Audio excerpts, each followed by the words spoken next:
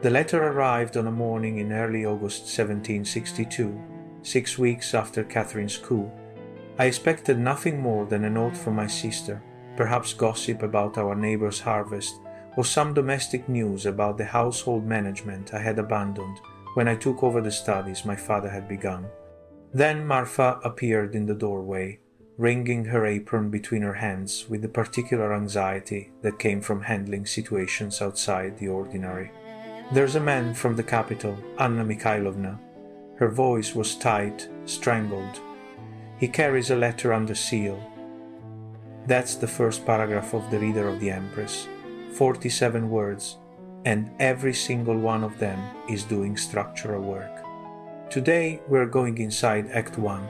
I'm going to show you exactly how I built the first 5 chapters of this novel and what makes an opening that holds. Welcome back to the Architect's Method. I'm Luigi Pascal Rondanini, and this is Episode 3, The Summons. In Episode 1, we talked about why manuscripts fail. In Episode 2, we built the skeleton, the 4 questions that define your novel's architecture before you write a word. Now we're going inside the structure. For the next 4 episodes, I'm taking you through each act of the Reader of the Empress, showing you how the skeleton becomes story. We start at the beginning. Act 1. Act 1 has a single structural purpose: to establish what will be disrupted. That sounds simple. It isn't. Because Act 1 has to do several things simultaneously. Introduce your protagonist in their ordinary world. Establish what they want. Create the disruption that launches the story. Cross the threshold into the new world. Set up, invisibly, everything that will later fracture. If you get Act 1 wrong, nothing that follows will land. The reader won't care about the ascent because they don't understand what was sacrificed. They won't feel the fracture because they never knew what was whole. Act 1 is the foundation. Get it right and the house stands. Get it wrong and no amount of renovation will save it. Every story begins in an ordinary world. Not ordinary in the sense of boring, ordinary in the sense of established. This is how things are. This is the equilibrium that will be shattered. The ordinary world does 3 things. First, it establishes the protagonist's baseline. Who are they before the story happens to them? What do they want? What are their limitations? What's missing from their life? Second, it creates contrast. The new world, the world of the story, will be defined against this baseline.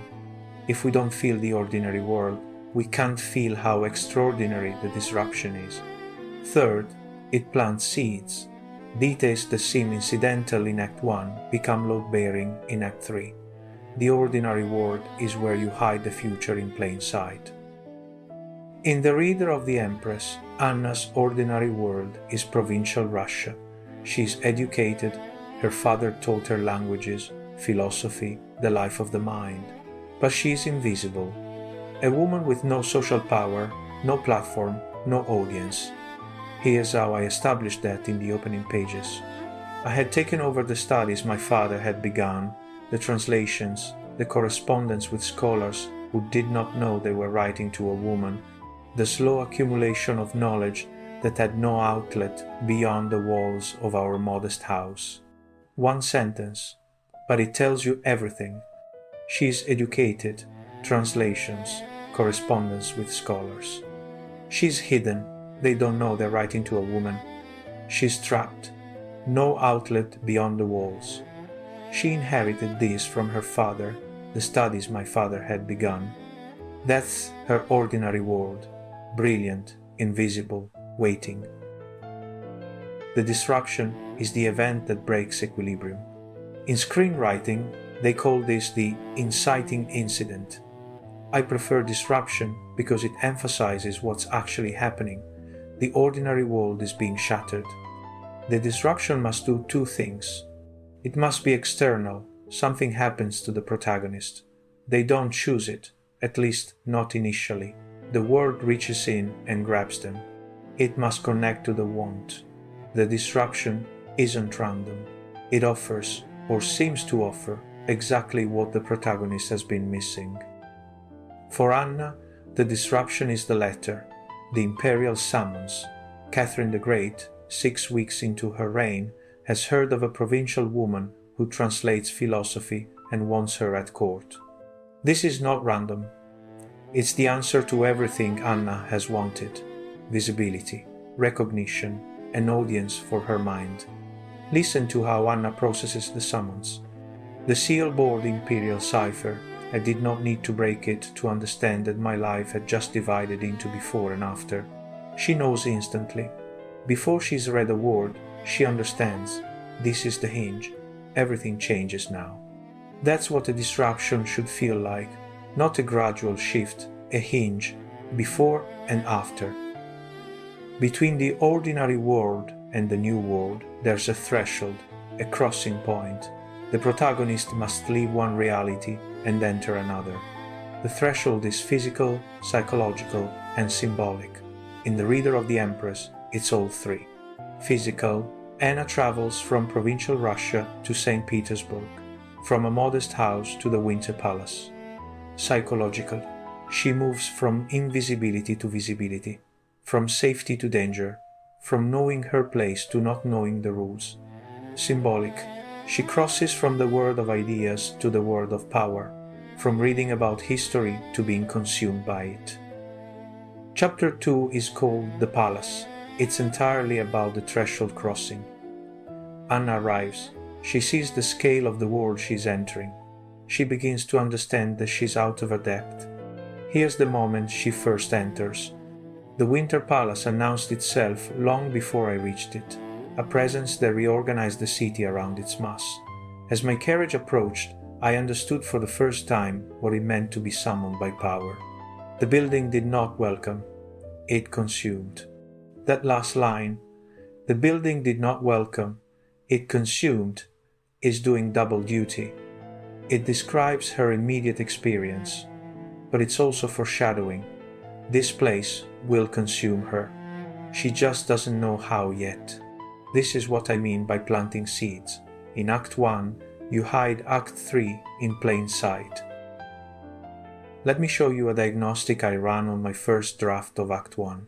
Part of developing the architect's method involved creating tools to interrogate a manuscript structurally, to find the weak joints before the whole thing collapses.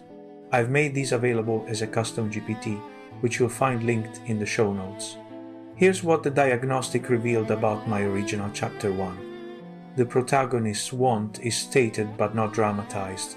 We are told Anna is invisible and intellectually ambitious, but we don't see her straining against her limitations. Recommendation: add a scene or moment before the disruption that shows Anna actively wanting and being denied. That diagnostic led to a significant revision. In the final version, before the letter arrives, we see Anna writing a letter to a French philosopher, a letter she'll never send because women don't correspond with famous intellectuals. We see her frustration, her hunger, her walls. Then the disruption arrives, and we understand exactly what she's being offered. This is the difference between telling and showing, but at the structural level, it's not enough to say your protagonist wants something. You have to dramatize the wanting. The reader needs to feel the lack before the offer arrives. Once your protagonist crosses the threshold, they must encounter the new world, and the new world must show its rules. In the reader of the Empress, this happens in Chapter 3, the first reading. Anna is brought before Catherine. She is asked to read aloud, to demonstrate the skill that got her summoned. It's a test, and the stakes are immediate: impress the Empress or be sent home. But the scene does more than test Anna. It reveals Catherine. Read, she said, not a request, not quite a command. Something more intimate, the voice of someone accustomed to having the world arrange itself around her preferences. I opened the volume. My hands did not tremble. I had trained myself over years of provincial invisibility to hide the physical evidence of emotion. Two characters revealed in parallel. Catherine, power so complete it doesn't need to command. Anna, self-control so practiced it has become invisible. The first encounter establishes the relationship that will drive the novel, not just who these people are, but how they will orbit each other, the gravity between them. Your Act 1 needs a first encounter with whatever force will dominate your story. It might be a person, an institution, a place, an idea, but the reader needs to feel that force. They need to understand, this is what our protagonist is now contending with. Every new world has rules. Part of Act 1's job is to teach those rules to the protagonist and to the reader. In The Reader of the Empress, the new world is the imperial court. Its rules are, everyone is watching everyone else. Words are weapons. Loyalty is performance. Visibility is danger. I didn't list these rules. I dramatized them. Chapter 4, The Lesson, is where Anna begins to learn. A senior courtier, Princess Dashkova, takes her aside and offers advice. On the surface, it's helpful guidance. Underneath, it's a warning. "She likes your honesty," she said, her voice dropping to something more intimate. That's the first warning. When she begins to like your silence, that will be the second. After that, nothing can save you, because you will have become a mirror that reflects only what she wishes to see, and mirrors that lose their clarity are discarded. The rules of the world, spoken by someone who has survived them. This isn't exposition, it's drama. Dashkova has reasons for telling Anna this. She's playing her own game. But her warning is also true. Act 1 must teach the rules, but it must teach them through conflict, through dialogue, through scenes that matter for their own sake. If the reader feels like they're being given a manual, you failed. Every act ends with a turn, a moment where something shifts irrevocably. The protagonist can't go back. The story can only move forward. The Act 1 turn answers the question, will the protagonist stay in the new world? For some stories, this is literal. Will they accept the quest? Will they take the job? Will they stay in the relationship? For the reader of the Empress, the question is subtler. Anna has been summoned. She's arrived. She's passed the first test. But she hasn't committed. She could still leave. She could still choose provincial invisibility over imperial visibility. The Act 1 turn is Chapter 5, The Circle of Voices. Anna is invited to attend Catherine's private salon, a circle of intellectuals, artists, and advisors who gather to discuss ideas. It's everything Anna ever wanted, a room full of minds, a seat at the table. But during the discussion, Anna notices something. The ideas being debated aren't abstract. They're about policy, about people, about what the empire should do and to whom. I understood, in that moment, that the ideas I had spent my life studying were not ornaments here. They were instruments. Every philosophy contained a justification. Every argument could become a warrant.